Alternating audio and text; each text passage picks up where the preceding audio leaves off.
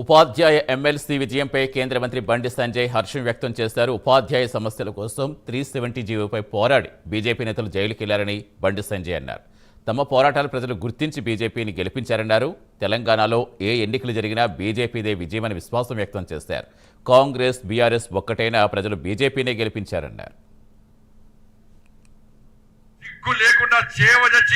కనీసం అభ్యర్థులు లేని పార్టీలు అభ్యర్థులని నిలబెట్టలేని చేతన అవస్థల నుండి బీఆర్ఎస్ కాంగ్రెస్ పార్టీలు ఇలా భారతీయ జనతా పార్టీని ఓడగొట్టడానికి ఈ తెలంగాణ రాష్ట్రంలో 5 ఉమ్మడి జిల్లాలో మీరు కష్టపడి పనిచేస్తున్న తీరును గుర్తించి భయపడి ఇలా మన ప్రత్యర్థులకు ప్రత్యక్షంగా పరోక్షంగా అన్ని విధాల సహకారాలు చేసి మనని ఓడగొట్టడానికి కాంగ్రెస్ బీఆర్ఎస్ ప్రయత్నం చేస్తే, 2 పార్టీలు ఒక్కటే ప్రయత్నం చేస్తే ఇలా ఉపాధ్యాయులందరూ కూడా ఇలా జాతీయ భావాజాలాన్ని నమ్మి, హిందుత్వ వాతావరణం నమ్మి, హిందూ ధర్మాన్ని నమ్మి, ఏ ధర్మం కోసం ఏ దేశం కోసం ఏ సమాజం కోసం భారతీయ జనతా పార్టీ కార్యకర్తలు కష్టపడి పనిచేస్తున్నారో దాన్ని విశ్వసించి మన భారతీయ జనతా పార్టీ అభ్యర్థి అయిన మల్కా కుమ్రే గారికి 5,000 మెజార్టీ ఇవ్వడం అంటే ఇది మామూలు విషయం కాదన్న విషయాన్ని ఒక్కసారి గుర్తుంచుకోండి.